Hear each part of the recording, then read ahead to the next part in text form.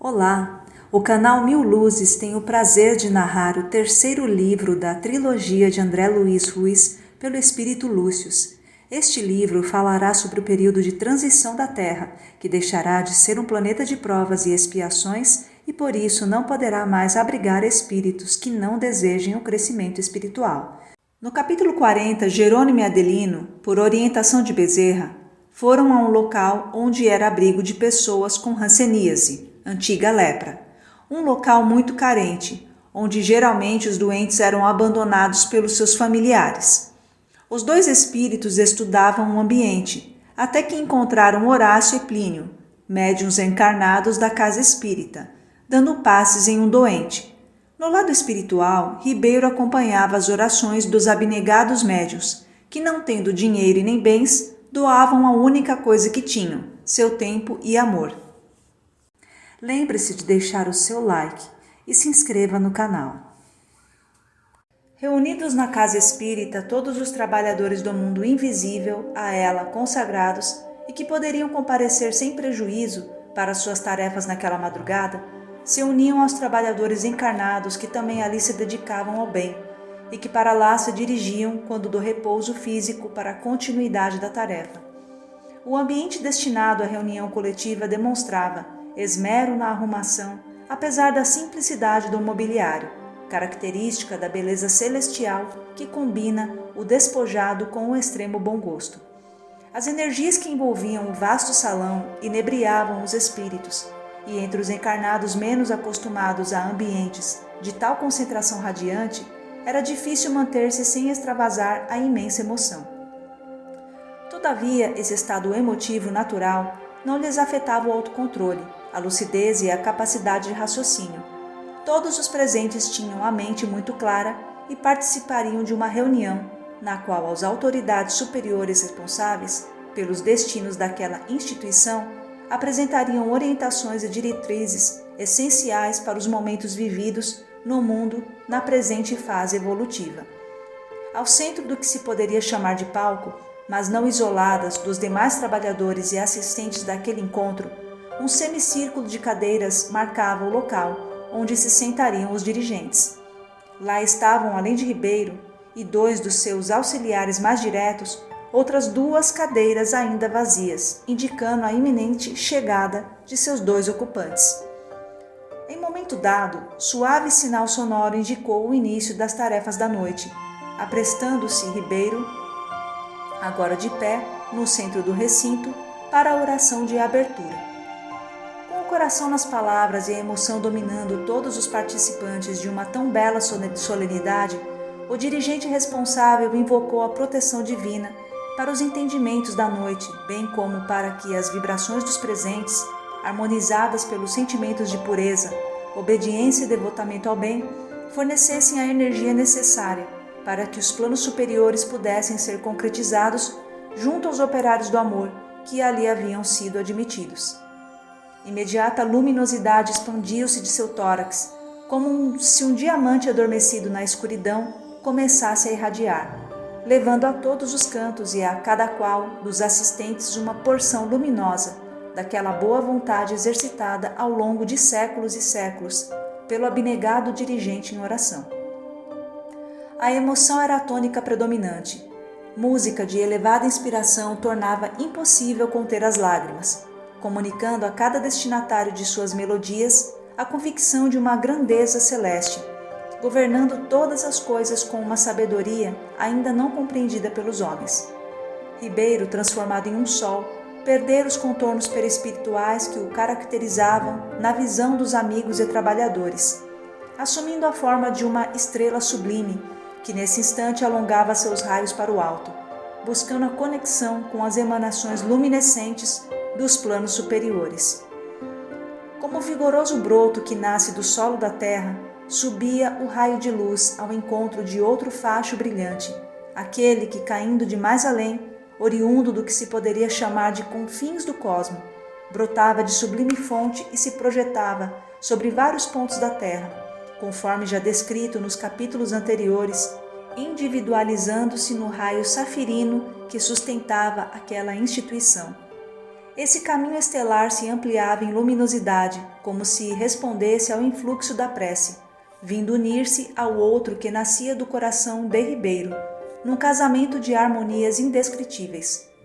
Por si só, presenciar aquela cena memorável, tanto quanto sentir as emoções dela decorrentes, significava um prêmio para os presentes, tão afeiçoados aos ásperos trabalhos de resgate, orientação e acompanhamento de sofredores, como se aos mineradores dedicados à escavação do carvão subterrâneo lhes fosse permitido deixar as covas abafadas e se vislumbrassem com as belezas da noite estrelada. Não havia quem não se encantasse com a magnitude das emoções ali atuando sobre seus espíritos.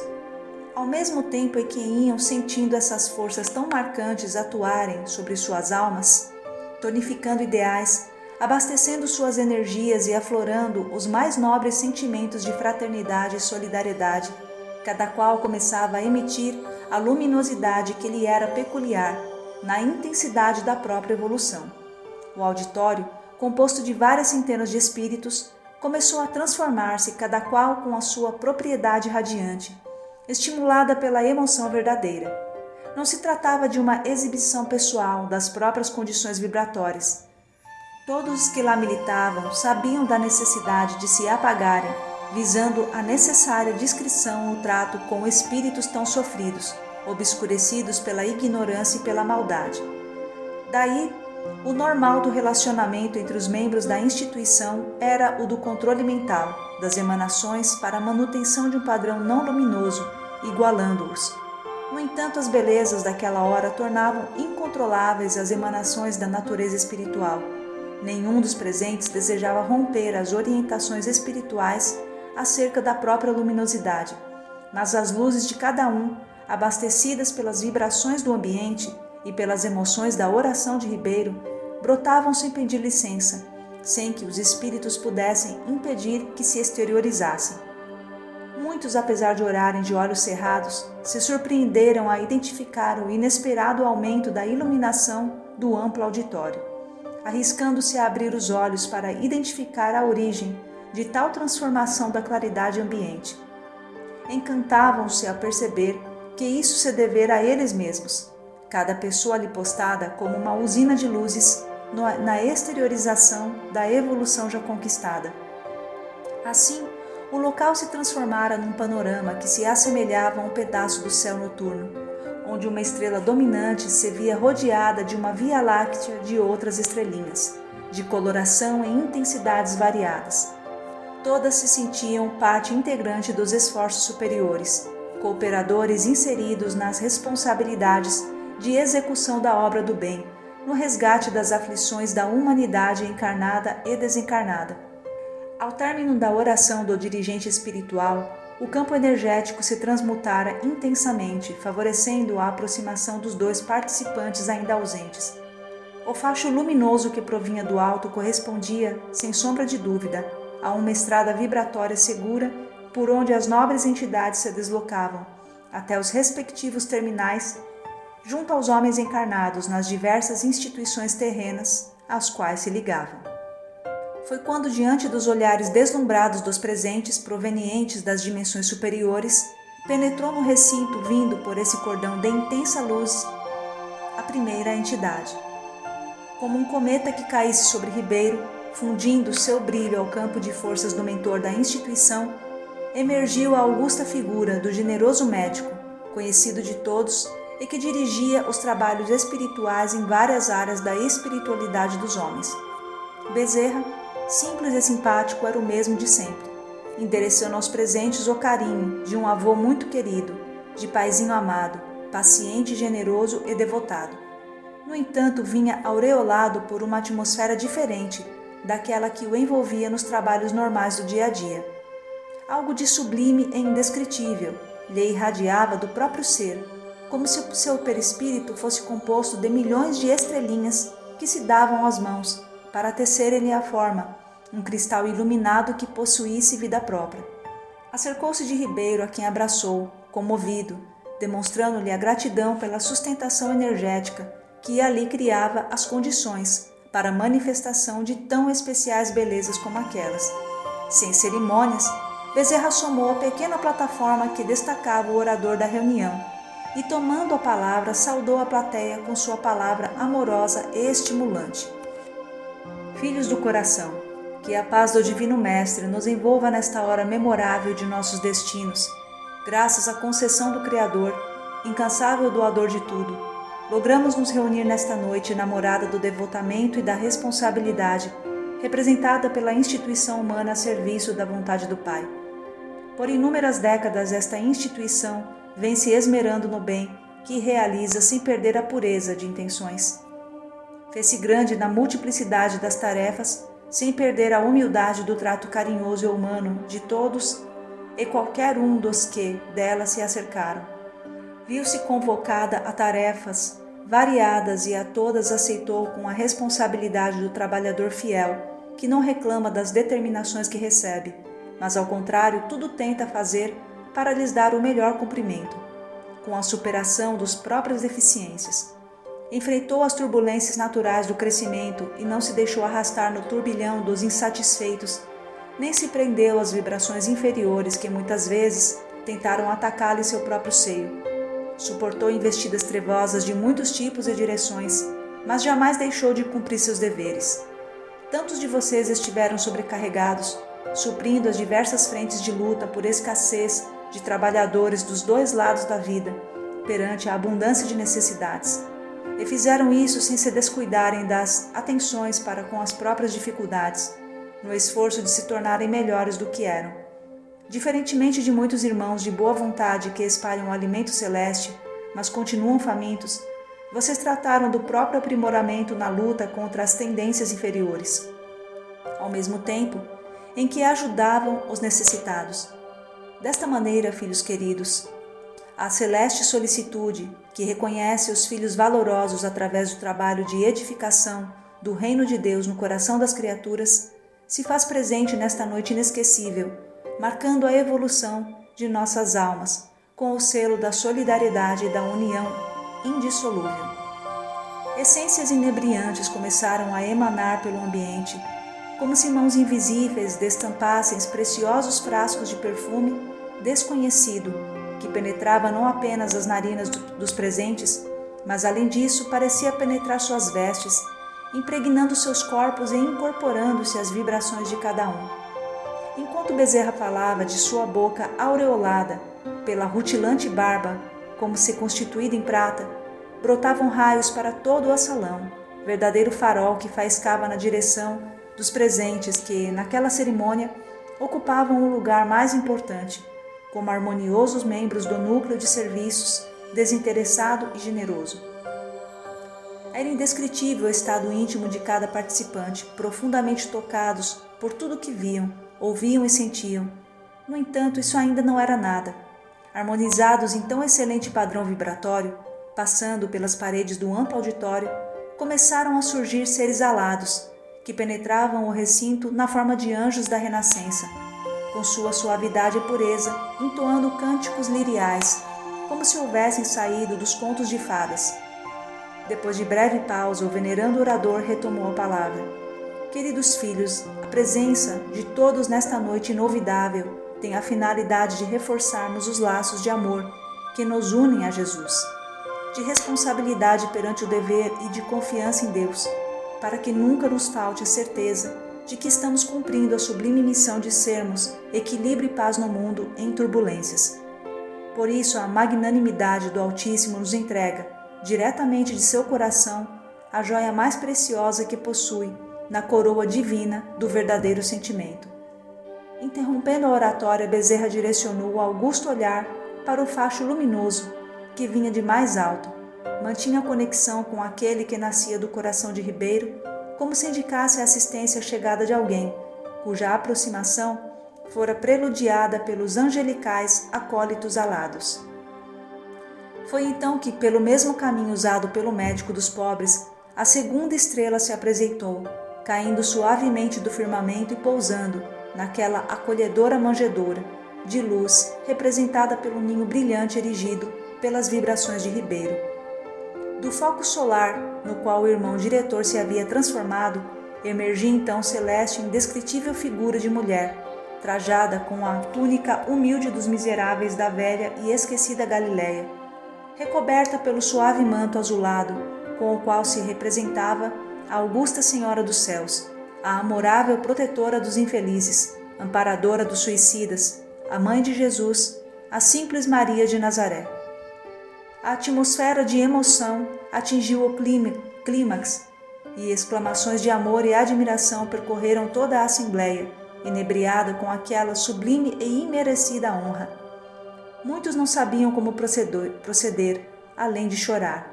Outros se sentiam de tal forma tocados pela visão de alma tão elevada que, apesar de se encontrarem no auditório onde os assentos eram obstáculos naturais, ajoelhavam-se ali mesmo, desejando expressar o respeito que dedicavam e a pequenez que sentiam diante de tão sublime espírito. Era jovem, mas parecia conter a maturidade dos milênios, delicada como cristal, mas forte, como se talhada na rocha mais resistente. Seu olhar penetrava o íntimo de qualquer um que tivesse a ventura de aproximar-se para um contato direto, perante o qual não havia nada oculto que não fosse revelado. A pureza de mãe não precisava das palavras do filho para conhecer-lhe os problemas, os sofrimentos e os desejos. Bezerra cercou-se dela e, partilhando da mesma emoção, dobrou os joelhos perante tal indescritível beleza, tomando-lhe a fímbria do manto para beijá-la, reverente. Generosa e discreta, Maria segurou-lhe o braço, fazendo com que se levantasse, envolvendo-o então com seus braços de mãe, no abraço que se assemelhava a uma explosão nuclear de luzes policrômicas. Os inumeráveis seres alados que anteciparam a sua chegada intensificaram as hosanas, ao mesmo tempo em que os perfumes se faziam mais sublimes no ambiente. Dirigiu-se então, sem qualquer cerimônia, para a pequena saliência onde, pouco antes, Bezerra havia estado, e sem afetação, fez-se ouvir aos corações dos presentes. Amados filhos, que nossas emoções sejam nosso preito de gratidão e carinho que devemos ao nosso Divino Mestre, credor verdadeiro de toda e qualquer expressão de respeito de nossos corações agradecidos. Ninguém nos tem amado tanto e com tal devotamento quanto Ele, nem se sacrificado de tal forma pela evolução do rebanho que o Pai lhe confiara nos longos e perdidos milênios do pretérito.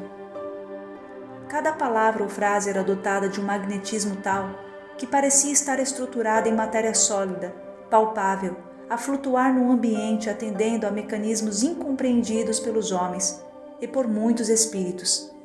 Parecia que, nascidas na pureza de seus sentimentos, se materializavam em formas visíveis para rapidamente darem lugar a outras que as sucediam. Trago-vos o beijo daquele que, Senhor de todos nós, fez-se filho de meu coração para bafejar-me com sua luz, o mesmo que ainda hoje se nos oferece como verdadeiro amigo. O Cristo de Deus segue esperando vossa companhia, ombreando as tarefas sublimes para a edificação do novo mundo. Felizes daqueles que, como vós, já se dedicaram a cooperar com as forças da vontade e o idealismo do Espírito, para que a obra se encontre pronta à chegada do Senhor. Venho da parte de meu Filho, para vos concitar a multiplicação dos esforços, a fim de que os seres aproveitem os últimos chamamentos e despertem. Duplo trabalho de salvação, que recupera iludidos e cegos, ao mesmo tempo em que vos resgata, pelo exemplo no bem, através da abnegação. O novo mundo será marcado pela predominância desses sentimentos nos quais podereis vos diplomar através dos serviços desta hora difícil, seja como servos vestindo a roupa de carne, seja como os que já despiram da matéria, todos estáis convocados para essa ingente e gloriosa batalha. Lágrimas espontâneas escorriam de seus olhos, ao mesmo tempo em que o semblante de paz transmitia notas de júbilo e esperança. Perdidos no cipó das ilusões da carne, nossos semelhantes se insensibilizam para as coisas do Espírito, desperdiçando os inúmeros avisos que lhes têm sido encaminhados pela solicitude do governante terreno, como crianças rebeldes a fazerem troça das advertências do tutor amoroso. Candidatam-se à descoberta da verdade através de um sofrimento que poderia ser evitado. Todas as forças do bem neste momento devem ser canalizadas para auxiliar os retardatários de boa vontade, a que se conscientizem e trabalhem contra as nódoas inferiores que contaminam suas almas, porquanto o auxiliar da reforma, que transformará o velho mundo em novo mundo, o mundo novo se avizinha, com a missão de retirar os rebeldes, aqueles que se sintonizam com suas forças primitivas. Confiando em vossos corações, o Filho amado me incumbe de envolver-vos no amplexo do amigo fiel, para que não vos esqueçais da aliança de amor a frutificar nas horas de transformação do mal em bem. Este é o momento de beberem do mesmo cálice que ele bebeu, para a salvação dos aflitos, à custa dos vossos esforços e do sacrifício de vossos interesses. Aproxima-se o tempo do cumprimento de todas as coisas. No entanto, a maioria ainda não está pronta. Empenhemo-nos na multiplicação das luzes para que, iluminados pelos exemplos e ensinamentos da virtude, seja menor o número dos caídos na escuridão, dos excluídos das núpcias, por não terem envergado a veste nupcial. Porquanto, todos os que não se renovarem a tempo, ver-se-ão amarrados pelo orgulho e egoísmo, de que não se libertaram e atirados nas trevas exteriores, onde haverá pranto e ranger de dentes. Erguendo a mão para a assembleia eletrizada, a rutilante entidade despediu-se de todos, dizendo: Recordai-vos, amados de meu coração, não haverá outra última hora do que aquela em que estamos vivendo, no trânsito evolutivo para um mundo melhorado. Já recebestes ao longo dos milênios o testemunho de amor do meu Filho por cada um de vós, e esta é, por fim, a derradeira oportunidade de demonstrardes o vosso amor por Ele na superfície deste mundo. Que a paz seja a vossa conselheira e a bondade o pão da vida eterna. Simples como viera, Maria desceu do pequeno pedestal que a sustentara e carinhosamente passeou pelo palco com Bezerra ao seu lado, percorrendo-o de um lado ao outro, fitando a todos os presentes, enquanto que o cortejo de almas aladas que a servia flutuava sobre as cabeças dos embevecidos assistentes, espargindo em todas as direções pequeninas pétalas de flores, representando o carinho de mãe, no gesto de gratidão, daquela que incansável se empenhava na salvação dos irmãos de humanidade, a quem considerava como filhos amoráveis em processo de evolução. Decorridos longos minutos, Maria despediu-se de Bezerra e, voltando ao fulcro de luzes que era o dínamo poderoso que mantinha aberta a ligação do céu aos caminhos da terra, depositou um beijo no coração de Ribeiro e, mesclando-se na luz intensa, retomou aos páramos superiores de onde viera. Com o afastamento da sublime mensageira, Bezerra cercou-se de Ribeiro, abraçando o amigo fiel que se doara como um gerador de elevados recursos, restituindo-lhe parte das energias desgastadas pela condensação, a seu benefício das forças vibrantes daquele auditório. Era o amor de todos a recompor as energias do amoroso mentor. O sol começou a diminuir de intensidade, com Ribeiro reassumindo a forma perispiritual que o caracterizava, fazendo-se novamente visível a todos, mantendo, entretanto, a mesma atmosfera rutilante de Bezerra. Encaminhado por este à pequena base, o espírito dirigente daquela casa de Deus, inspirado pelo próprio idealismo, assim se exprimiu, antes de dar por encerrada a reunião. Irmãos queridos, nada nos encanta mais nesta noite do que a demonstração da suprema misericórdia, que recobra nossas imperfeições e misérias com o manto celeste e maternal, vem dos valores onde, aos nossos olhares, existem incontáveis defeitos. No entanto, não desperdicemos esta sublime oportunidade menosprezando a confiança celeste, que nos honra com um convite que, certamente, encontraria outros melhores capacitados a quem se destinar. Não importa que não o mereçamos, filhos queridos. Importa que o convite nos chegou pelas palavras da própria Mãe do Senhor, a nossa Mãe querida. Que o nosso pouco se transforme em muitos nas mãos sublimes dos que sabem multiplicar o nada para atender às necessidades da multidão. Não deixemos esmorecer a nossa alegria de servir pelo tamanho dos desafios que surgirão diante de nossas almas. Se nos faltarem forças, apoiemo-nos uns nos outros e busquemos a luz do Senhor. Se nos faltarem recursos, sejamos os que nos dividamos para multiplicar nossas vontades determinadas, transformando-as em alavancas para a obra de Deus. Aproveitemos a boa hora para fortificarmos nossas boas decisões. Jesus tem pressa e a ignorância avança, com seu cortejo de sombras, na tentativa de estender seus tentáculos a um maior número de invigilantes. Não nos deixemos amedrontar pela força tamanha da ameaça. Acendamos o archote da fé viva e, no meio da tempestade, saibamos mantê-lo aceso para o consolo de muitos, para o equilíbrio de vários e para não perderem o rumo aqueles que, bons, mas fracos, estiverem em busca do caminho certo. São poucos os seres na terra de hoje que se preparam convenientemente para os testemunhos desta hora. Estamos podendo servir ao Cristo de Deus, testemunhando nossa convicção no bem. Não é hora para o cansaço, para reclamos, para lamentos, para tergiversações. A hora é agora, filhos queridos.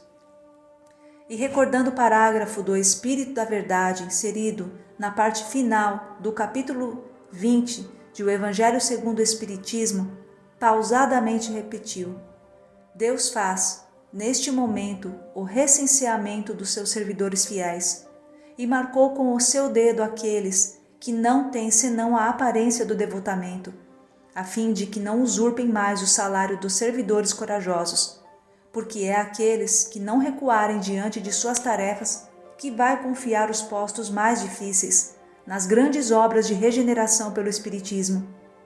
E estas palavras se cumprirão: os primeiros serão os últimos, e os últimos serão os primeiros no reino dos céus. Eis a palavra do Cristo, chamando-nos ao dever do bem. Não nos esqueçamos desta noite. Que Jesus nos abençoe. Muita paz. Com essas palavras encerrou a assembleia, acercando-se de seus ajudantes para saudá-los fraternalmente, enquanto os presentes, inebriados com as alviçareiras notícias e com as grandes responsabilidades de se empenharem no cumprimento da vontade do Pai, se despediam na direção de suas tarefas. Olá, amigos! Este é o capítulo 41 do livro Herdeiros do Novo Mundo. Continuem conosco nesta aventura. Até breve!